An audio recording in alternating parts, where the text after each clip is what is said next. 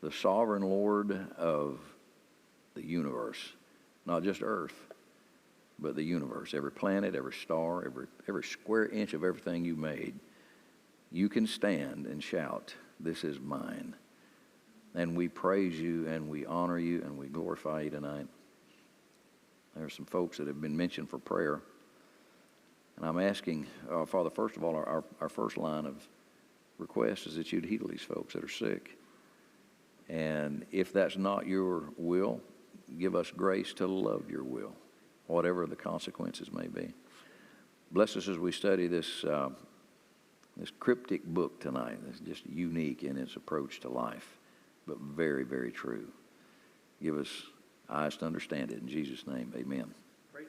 Yes, sir. One thing that he said I think was significant, he said if you had COVID and recovered from it and you want to get the vaccination, you need to wait 90 days. Yeah, but you're okay until 90 days. That's what they told the nurse and doctors when they were. Well, it don't matter because I don't want to take it anymore. Well, no. Why would you want to take it if you had? Pardon? So you Why don't would you catch want it to again. take? So you don't catch The it same again. reason you take a flu shot every year. What if we could go back in time to your senior year in high school, and someone were to ask you, I want you to write a paper on life, what life is about as a senior in high school. Then, let's say you're 80 years old, and somebody were to ask you, I want you to write a paper on what life is about. You think there'd be any difference? I think there'll be a different perspective. I think there'd be a little bit of perspective. Do you remember when you were, getting out of high school, you were going to change the world? The world just going to be at your feet, and you're going to do all these great things, and da-da-da. Now you're 80, and you look back, and you're like, what was I thinking? What was I thinking? The book of Ecclesiastes was written near the end of Solomon's life. He's an old man when he writes this book. And it was penned with a wrinkled hand and a weathered eye. He lived a life of intellect, reason. He had lived a life of incredible opulence, excess. I did some research on him, and it appears as though Solomon's income from gold bullion alone annually was $40 billion worth of gold annually. It appears as though upon his death, he had an estate that was valued at around $2.2 trillion. I mean, this guy was the richest man in the world. He was the Bill Gates times 100 in his world. And early in his life, he was this kind of kid. I want to know how that works. I'm going to take that apart, see how that works. I want to know everything there is to know about life. I'm going to be the wisest man. I'm going to know it all. I'm going to be the scientist. I'm going to look at politics. I'm going to look at everything. I'm going to just be that guy. I'm going to be a walking dictionary. Very intellectual. Now, David, on the other hand, was very emotional. You read the Psalms and you read Ecclesiastes and you get two completely different fragrances. In the Psalms, you get this sweet, wonderful aroma of praise and worship and intimacy with the Lord. And then you step into some of Solomon's writings, especially what we're going to look at in the next little bit, very didactic and just kind of hard and crisp on the edges. And this guy, Solomon, basically for the first many, many, many decades of his life, he ignored the Word of God. He ignored it because he thought he had enough intellect to get through it without any help. He was brilliant. And he thought he knew everything about women. Well, he had enough of them to do his experiments. I mean, just hundreds of wives, hundreds of concubines, you know, and a lot of these wives, many of these wives were foreign women. So,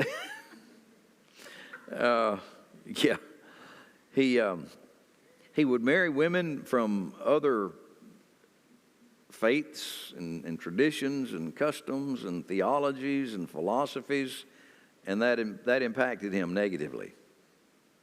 When we went to Lebanon, we went up into the mountains, and there was 9 ruins of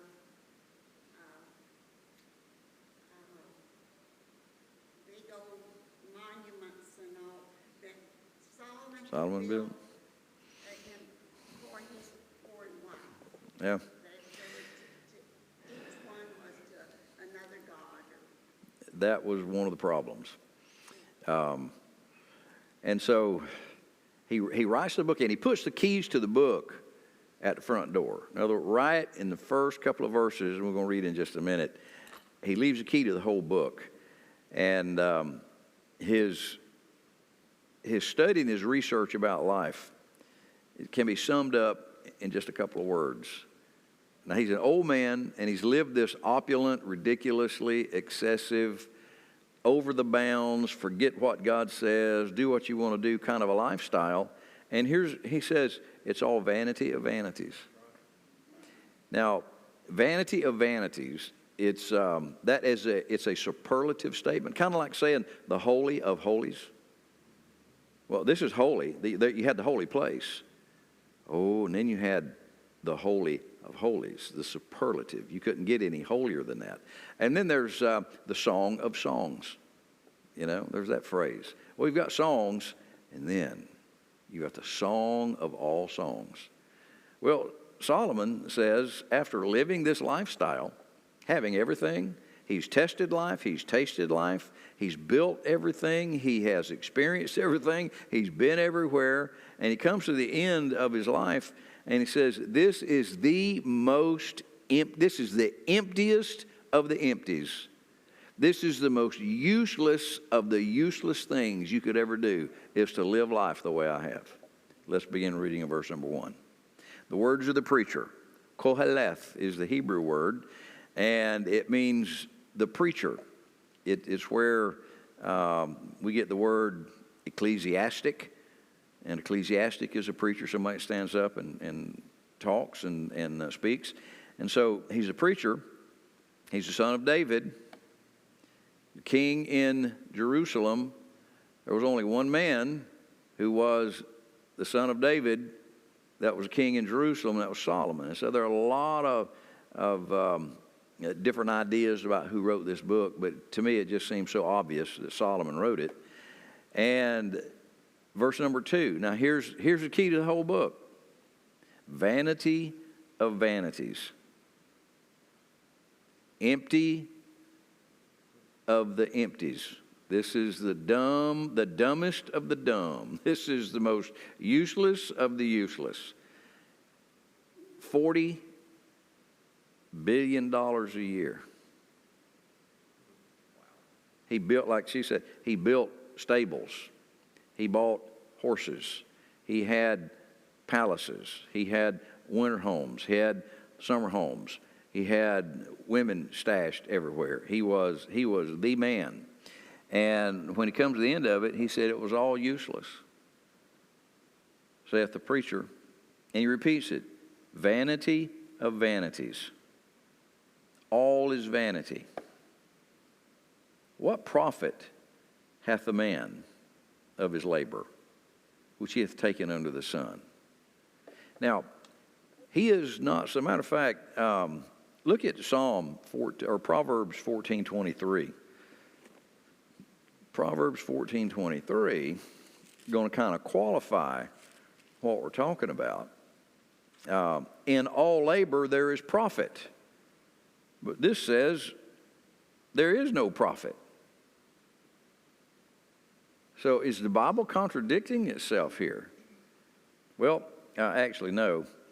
In the book of Ecclesiastes, there are 11 words translated labor, and they all mean a different thing.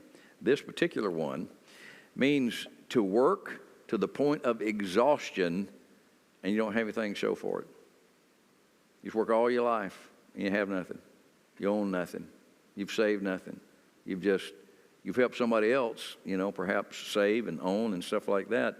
But we're looking now at just a life that was lived for self. A very wealthy life lived for self, no question about that. But is that the most significant thing a human being can do? Is labor itself that produces profit, that produces wealth, that produces security, produces all of these things? That's what he's talking about. It's that kind of wealth. Now let's go back. What profit hath a man? And the word man there is the word Adam. And it means just the natural man. This is a man that doesn't know God. And so a man that doesn't know God, what's he working for? Money, securing himself, building an empire. And so that's that guy. So the guy that works thinking the most important thing in the world is making money and being secure. If that's what you're working for, this is what Solomon says. Now, as an old man, he looks back and sees what he did. See, what we're looking at is an autobiography. This is the way Solomon lived his life. And he thought all of these years, wow, this is really what life's all about. He's a senior in high school. His daddy is a king. He's a big deal. Everybody knows David's family, and now here's Solomon, the heir to the throne. And so he had a silver spoon in his mouth. I mean, he was the guy.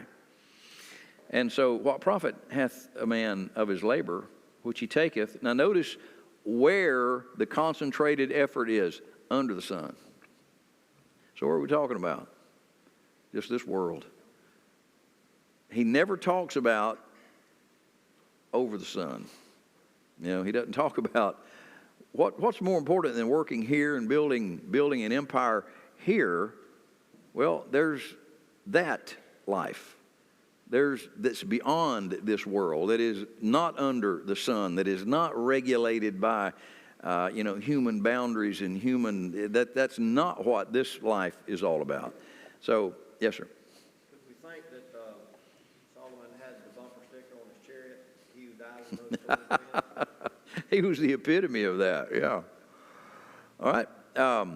Now, Solomon looks at his own life, and to me this is a sad thing. He looks at his own life after spending decades doing what he did, and all of his wealth, his work, his wisdom, his entire world was useless. That's sad to spend that much time and energy and then come to the end of it and say it's kind of like a soap bubble. You pop a soap bubble, where was it? There's no evidence that it even existed. There's no proof. It was here. Now it's just gone. And to me, that's a sad thing, that people would live their life that way. At the end of life, at the end of a 85 or 95-year-old life, and maybe they've collected a lot of stuff, a lot of assets in life, and then their life pops and they're gone, and there's nothing. There's nothing there. Matthew Arnold, you may have read this when you were in literature in high school. He wrote a poem called Rugby Chapel. And this is a depressing piece of literature, but probably pretty accurate for the average guy. Matthew Arnold said, most men eddy about here and there, eat and drink, chatter and love and hate, gather and squander, are raised aloft, hurled in the dust, striving blindly, achieving nothing, and then they die. Shakespeare kind of said the same thing, that life is just sound and fury and then silence. And you know, that is exactly right when a man lives for himself. Now, he can make all the noise and all the sound and the fury in life, but if his heart is not given to God, what's it good for? It's nothing. I mean, you can be the president of the United States. Your picture can be on the front page of every newspaper. Whether your name is Abraham Lincoln, Roosevelt, Trump, Obama, Biden, it doesn't matter. Well, these people, man, they're known all over the world under the sun. Now, I'm not saying these guys are lost. I don't know. But I'm just saying that the life that matters, the significant life, is lived above the sun. It's that life that God has granted the believer to live. And so now later on in this book, he's going to say something that is incredibly significant. Toward the last of the few verses, he says, let us hear the conclusion of the whole matter. Fear God, keep his commandments. This is the whole duty of man. I wish he'd have learned that when he was 20. I wish I'd have learned that, back in those days when you thought you knew it all. You were just a cat's meow about everything. And but can't you get absorbed by life? I mean, even Christians, you can get so absorbed with what life says is important, and there's just this endless cycle. You get up in the morning, you go to work. You come home so you can rest enough to get up in the morning and go to work. There's just this endless cycle of activities. And we think this is the most necessary thing in the world. That's the most important stuff in the world. Well, there is profit in labor. You can make a lot of money selling drugs. You can make a lot of money selling cars. So it depends on the perspective. If a man lives simply under the sun, and that's his only perspective in life, he can make money. But at the end of his life, after he has exhausted himself, and he turns around, and life is over, and pop, his little soap bubble is gone, nothing of eternal significance, nothing of everlasting significance. And then there's the guy that maybe never had that. Just sort of just a poor guy, just a day laborer, but he loved God with all of his heart. Now, not everybody that loves the Lord is a poor day laborer. I'm not saying that. But just for purposes of illustration, whose life was the most significant? The guy whose name and picture are plastered all over the newspaper worldwide, or this guy that nobody ever knows, but he walked with God? And he had an impact and an influence in his small circle of friends, and made a difference, in his church. So I understand how distracting life is. And when you're like coming right out of high school, hey kid, we'll pay for your education. We'll, and these big companies and businesses, it's easy to have your head blown up, isn't it? When you're that age, because you believe that. You think that these people live for you. And so in chapter 1 now, verse number 4, he's explained in the first 3 verses, specifically 2 and 3, this is life. It is the emptiest of the empties if it's not lived right. And now he's going to give us some examples of what he considered just endless cycles. These are going to be illustrations of life, all right? This is what God has designed these things to work this way, but he's going to just say these are like a metonymy, which was kind of a figure of speech that one small thing represents the whole thing. And so look what he says. One generation passeth away, and another generation cometh, but the earth abideth forever. Isn't that true? Probably everybody in here, maybe with the exception, exception of John and Casey, our grandparents are dead. in many instances, our parents are no longer here. See, they were the generation, 1940. You know, their parents are now gone. That was a generation of what, 1920? And so they're just, the generations, they're like shark teeth. They'll roll in here and they'll stand up and they're on the stage of life for a while. And they're the workers and they're the CEOs and they're the pastors and they're the nurses and they're the doctors and they're the gears of the engine of a culture. And then they're gone. And so Solomon says, well, you know, one of the cycles that I've noticed is, you know, my mom and dad, their mom and dad, you know, and now I am on the throne and I'm not going to be here much longer. Verse number 5, here's another cycle.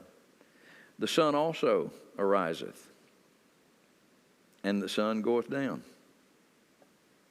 Here's a cycle. Comes up, goes down, comes up, goes down. That's kind of like life. Comes up, goes down. As a matter of fact, he even says that the sun hasteth to his place. And the word hasteth means to pant. Remember we used to run 100 yards and you'd pant? Now you walk to the bathroom and you pant, you know. And so the sun is just daily. You would think. Now, according to Solomon's mentality, why wouldn't the sun just say, you know, I think this morning I want to come up in the north. I'm just tired. This is boring. But it doesn't do that. It says the same thing over and over. And so Solomon is telling us life can be boring. Now, God has designed these things to work this way. Look at verse number 6.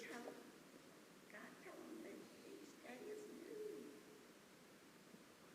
new. To the man that doesn't know God, that doesn't make any sense. It's just the same mess that we had yesterday. But you're right.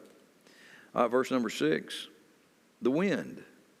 So we've talked about people, we've talked about the sun, and now the wind goes toward the south. Now this is in his part of the world now, in Mediterranean basin.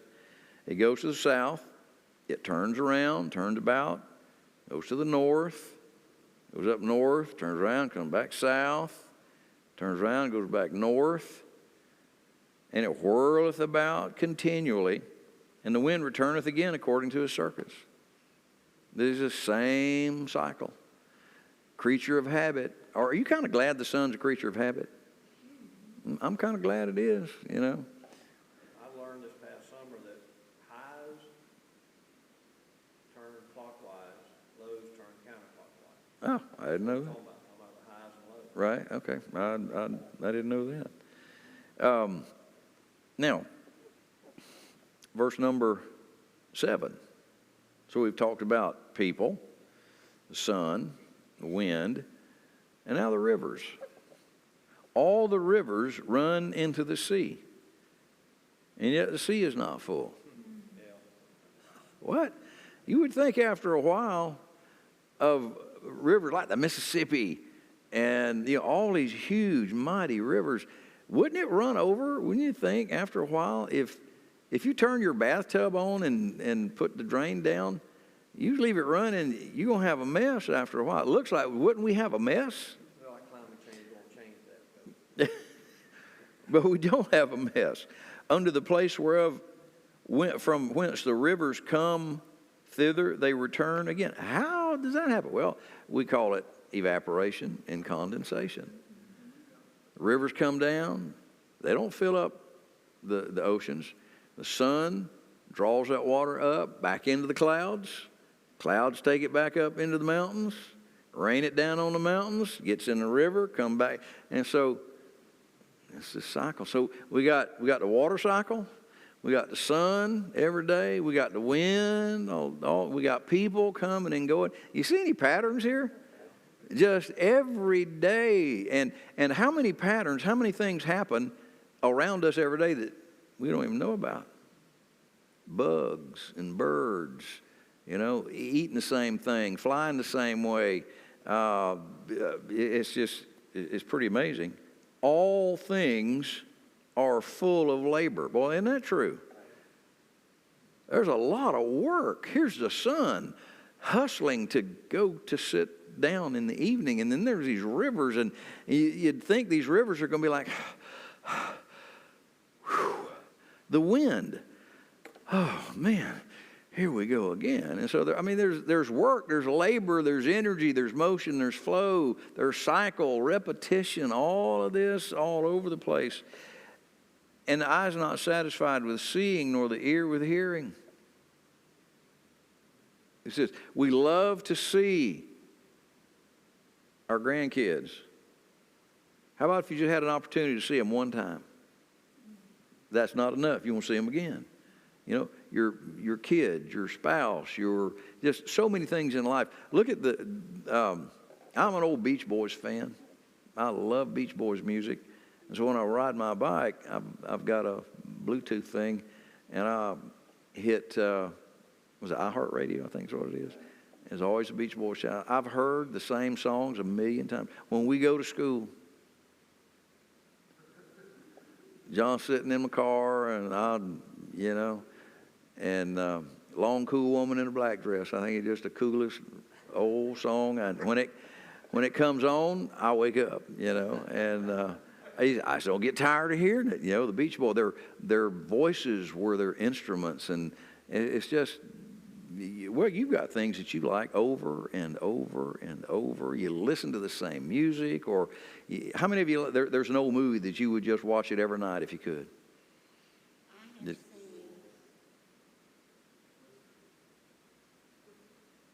Twister.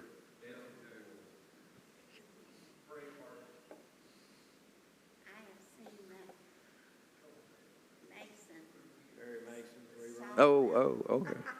saw Every one of them? every one of them at least 3 times. Gunsmoke. Every night I sit in my chair and eat chocolate dusted almonds and watch Gunsmoke. There's about 3 or 4 of them come on every night. And and Stacy gets a little ticked off. I will say the line before Matt says it. And she'll say, but you can't remember what to get at the grocery store? And so just That's something new. Exactly. And so anyway, the thing that hath been, it is that which shall be. There's nothing. And this is kind of gross, but it is true, and I've thought about this a number of years ago. There's no such thing as new water. Yeah, exactly. The water that you drank for dinner is the water God created in the beginning when God created the heaven and the earth. It's the same water. Water doesn't reproduce. There ain't no telling what's been done in that water I drank tonight. Where's it been? Who took a bath in that water that I am now? Just, you don't even think about that when you drink. But just this cycle, there's a cycle of life. And so and what he's saying is, now we've got technology today that Solomon didn't have. So, well, there's something new. That's not what he's talking about. There is no new way to be happy.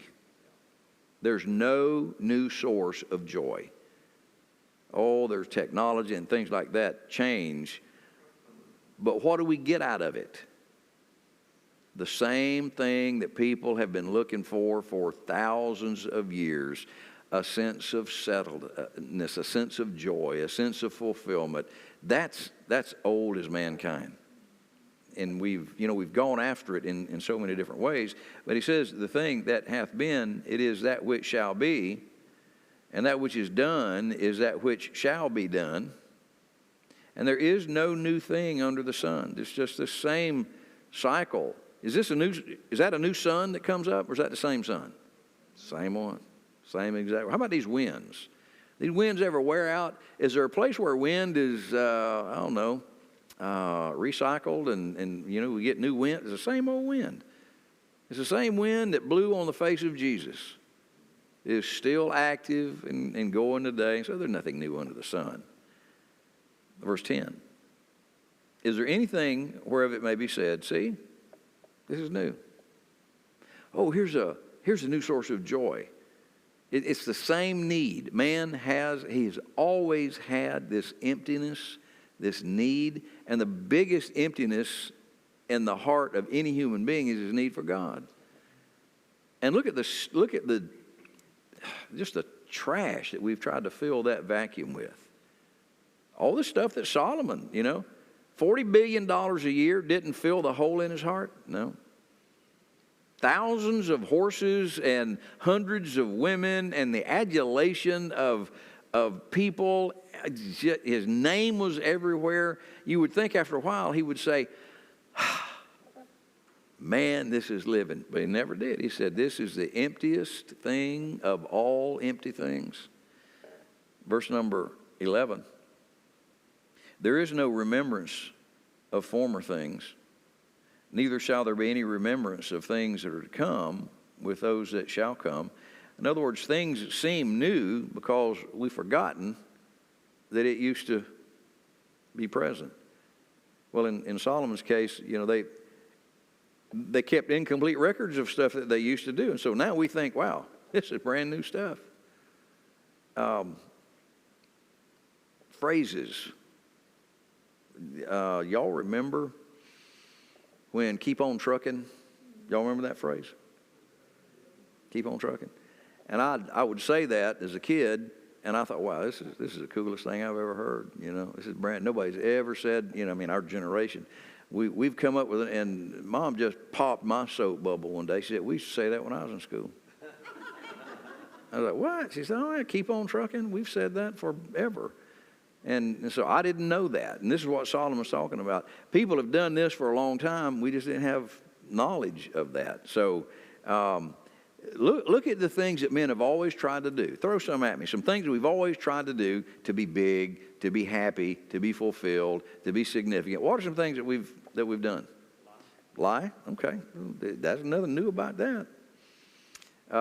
Money, power, fame, sex. Look at all this stuff. Is there anything new about our attempts to be significant and happy? And the answer is absolutely nothing. There's nothing new. Now, he finishes all of his explanations here. And keep in mind, this guy has seen everything. He has been everywhere. He has bought it all, seen it all, experienced it all, tasted it all. There's nothing that Solomon has not had his hands on that he's not experienced. And now, in verse number 12, I, the preacher, was king over Israel in Jerusalem. I was going back to when he was a senior in high school. And I gave my heart to seek and search out by wisdom, and that's man's wisdom, concerning all things that are done under heaven. This was my goal. When I got out of high school, I was going to be the smartest man in the world. I was going to know everything. I was going to be able to tell you why everything worked this way and da-da-da-da-da-da.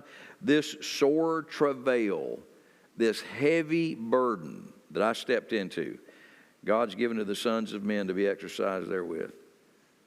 That was my goal in life, is to be just the most intelligent guy. I've seen all the works that are done under the sun. That's not an exaggeration. And behold, all is vanity and vexation of spirit. Now, let's be honest. Would you be satisfied with Solomon's explanation? You say, well, it's easy for you to say. You make $40 billion a year. Why don't you give me the opportunity to see what you've seen and go where you've... And nobody's going to believe that, right? You tell this to teenagers today. Kids, money's not where it is. Okay, whatever. Yeah. There's all the things that you can have and all the places you can go, that won't make you happy. And to somebody who doesn't have anything and they've never been anywhere, that doesn't ring real true, does it? All right? So, verse number 14. I've seen all the works that are done under the sun, and behold, it's all vanity, vexation of spirit. Now he's going to talk about some of the paradoxes in life. He saw some crooked things that he could not straighten out. He saw some incidences in life and some things that he didn't know everything. Now he was kind of the Bill Nye the Science Guy that could tell you everything, and this is why that works, and this is why people do this. But he said, I came to understand there were some circumstances in life that I couldn't explain. I thought I could do it, but look what he says in verse 15. That which is crooked cannot be made straight, and that which is wanting cannot be numbered. So there are some things I just don't know why they happen. I'll give you an example. Who's pretty good at math in here? Okay, Dale. You just got pointed out. You got promoted. Okay, Dale. What's the total of those numbers? The number, Don't know. See, you can't add up sums you don't know. Are there some things that have ever happened in your life and you were like, I don't know? You've lost people to death. Somebody gets fired. I mean, just something unexplainable happens. And you're like, somebody asks you, why do bad things happen to good people, I don't know. Folks, there's some crooked stuff. There's some sums that I can't add them up. I don't know. And Solomon came to the point in his life when he said, that was my goal, was try to learn it all. But here's what I learned. Now that I'm about to die, he's an old man now. He said, there's just some stuff. I don't care how smart you are. I don't care how godly you are. You're not going to understand. I talked with a young lady last night up there, and just struggling emotionally, and has most of her life. A friend of hers got killed. They'd known each other since the second grade. They kind of liked each other. And he didn't go to church. She invited him to church. On his way to church, he got killed in a car wreck. And she's blamed herself all these years. Explain that to me. On his way to church. Now, I can understand, kind of. He's on his way to a dance hall. He's on his way to a bar. He's on his way, but church? Can you explain that to me? So there are just some things that I don't know. And there's some things that Solomon didn't know as well. Verse number 16. I commune with my own heart. There's one of his mistakes. Right there. If you don't, I don't know. I don't know more than I do know about anything. I don't know more about the Bible than I do know about the Bible. I don't know as much about God as you know what I'm saying? I don't know more than I do know. There's nothing that I know everything about. Nothing. There's always information out there that I don't have. I didn't know that about the highs. I didn't know that. I hear stuff every day. I'm like, oh, I didn't know that. If, Abraham Lincoln said you can't believe everything you read on the internet. Yeah, I didn't know that. I was like, wow, that's brand new stuff. So, don't get discouraged when stuff happens you can't explain. It's always been that way. It's always been that way. So, I commune with my own heart, saying, lo, I'm come to great estate. I got a lot of money, and have gotten more wisdom than all they that had been before me in Jerusalem. Wow, this kid's stuck on himself. I'm the smartest thing that ever come into this town. Yea, my heart had great experience of wisdom and knowledge. Y'all must have thought I was wonderful. Do what? What he said was true, though. Probably. But he shouldn't have believed that. He shouldn't have believed that. So I gave my heart to know wisdom and to know madness. I wanted to know what it was to just go nuts. I wanted to know what it was like to get so drunk you couldn't remember your middle name. I wanted to get so deeply involved in folly and stupidity. I wanted to experience it all, and he did. He did. I gave my heart to know these things, and I perceived that this is vexation of spirit. You know, experience is not the best teacher. I've heard that all my life. You know, experience is the best teacher. It's really not. Experience can be a really brutal teacher. You're one of the few I've heard refute that. But you're right. You'll never live long enough to learn everything by experience. You know, you won't. I need to listen to somebody. Now, here's Solomon.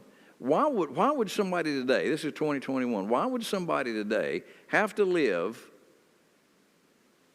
to age 80 before he says, you know, I've been a real dummard the way I've lived my life. Why can't I listen to somebody like Solomon and say, you know, maybe God put this in the book because it's true. Maybe he can save me 60 or 70 years of wasted living. But honestly, you go back and tell these teenagers. We got some good kids in this church, great kids. But how do they want to learn things? By experience. By experience. I did. And you did too. You know, your parents said, you know, don't do this and don't do that. And I'm like, you just don't want me to have any fun. You've experienced that. And there were times when they would say, exactly. That's why I'm telling you, don't do this, you know. But a majority of people are like, no, I need to learn that by experience. I need to learn that on my own. Well, verse number 15. 18. For in much wisdom is much grief. The more you know, the more grief that can bring into your life. And he that increaseth knowledge increaseth sorrow. He's tasted everything. He's been everywhere. He's done all this stuff.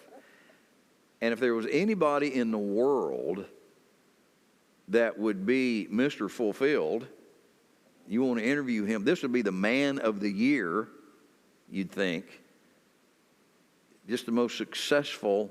But if you talk to him privately, he'd be like, man, don't throw your life away on this stuff. I got a lot of money. I've got everything that money can buy, influence can buy, fame. I've got it all. There's nothing that I don't have. Everything under the sun I have. But what I didn't do, I didn't get over the sun. I didn't prepare for that life. I've got it all here. And boy, don't people, especially Christians, you know, we get so horizontal in our thinking. You know, boy, if I can get that job, if I can marry that guy, if I can marry that gal, if I can do this, if I can live there, if I can have this, that would be the ultimate. And then you get it. Yeah, and you're like the squirrel kissing the skunk. Somebody help me turn him loose, you know. And that's just the way life is. I've often heard it said, and it is so true, that fishing plugs catch fishermen. You go to Walmart or Bass Pro. I don't have one like that, but I do now. So you get it. And next time you're at Bass Pro, I don't have one like that. And you get that.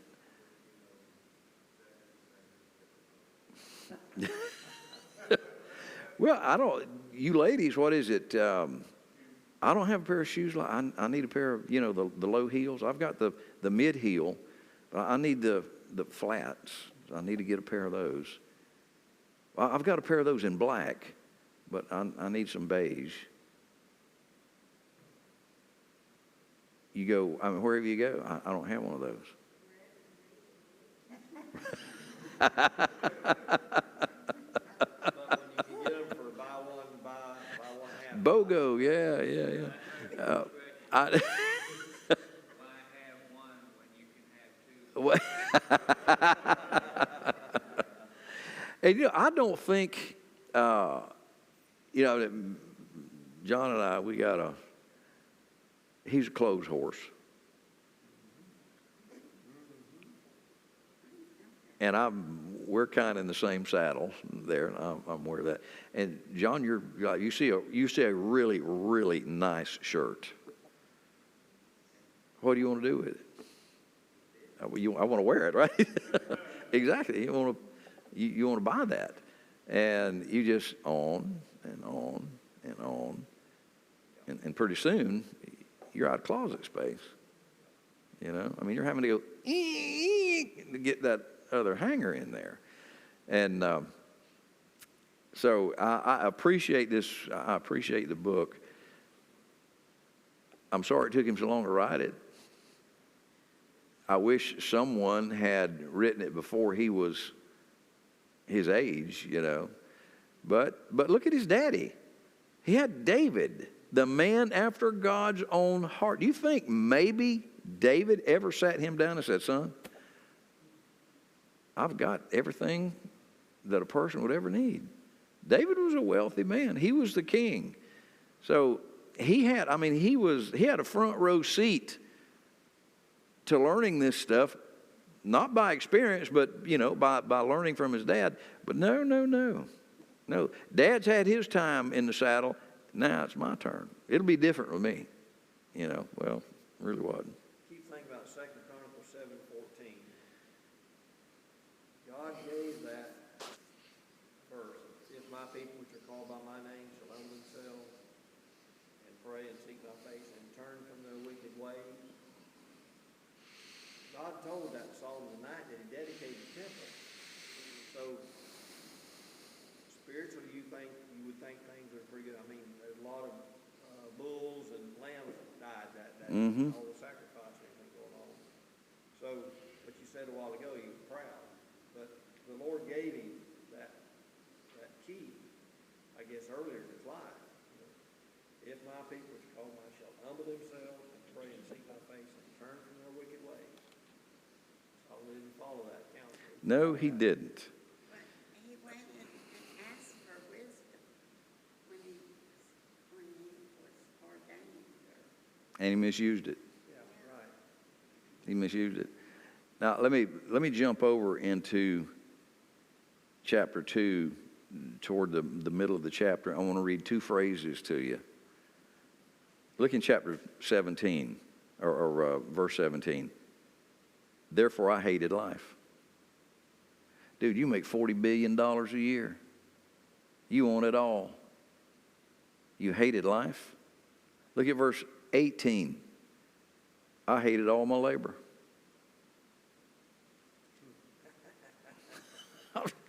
I'm like, what? You know, and again, don't you want to think, well, give me a chance. You know, give me $40 billion a year. You know, I won't hate it. And we all think it'll be different with me. It'll be different with me. But the sun's not going to come up in the east. It's going to be different. Guess what's going to happen in the morning?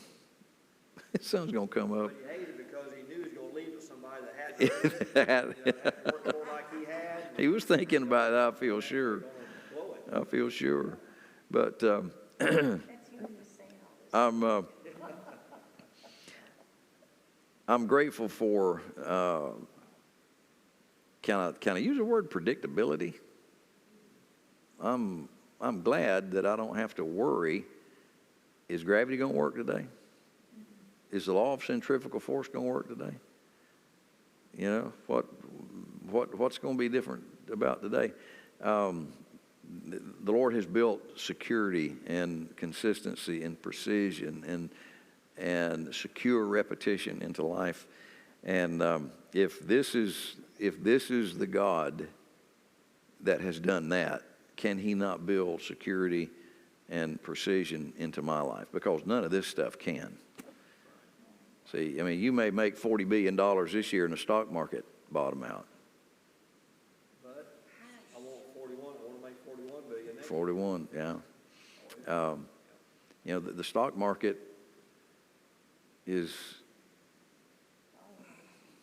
that's just the way it is. And overall, you're probably going to make a little money in the stock market. But you could lose it all tomorrow. And that's the way life is. When you invest your things in things under the sun, don't get mad at God. I mean, he's told us, this is the way under the sun, this is the way things work under the sun. Over the sun, God is consistent, and he is precise, and he is faithful, and, you know, you can't break Scripture. And so I need to keep that in mind and not bury myself in all of this stuff under here. All right, absolutely. Thank y'all for being here. It's going to be a good study. We walk through the book of Ecclesiastes. Solomon was wise, you're right, but he used God's gift to do some stupid stuff, you know, and this is kind of what the book is all about. And he's going to talk about getting old. So Charlotte is right. It's kind of funny. The words that are used, the phrases that are used to describe when you get older, the check engine light comes on. You know what I'm saying? And he's gonna give us a rundown of some things that happen when you get older, and that'll be good. I was dusting Jamie's dresser Monday, and I found this little plastic, his daddy's denture. I just got him out of the truck about 2 months ago. I asked him Monday night, I said, really? You kept your daddy's dentures? He says, well, maybe you can ask Piro if they can be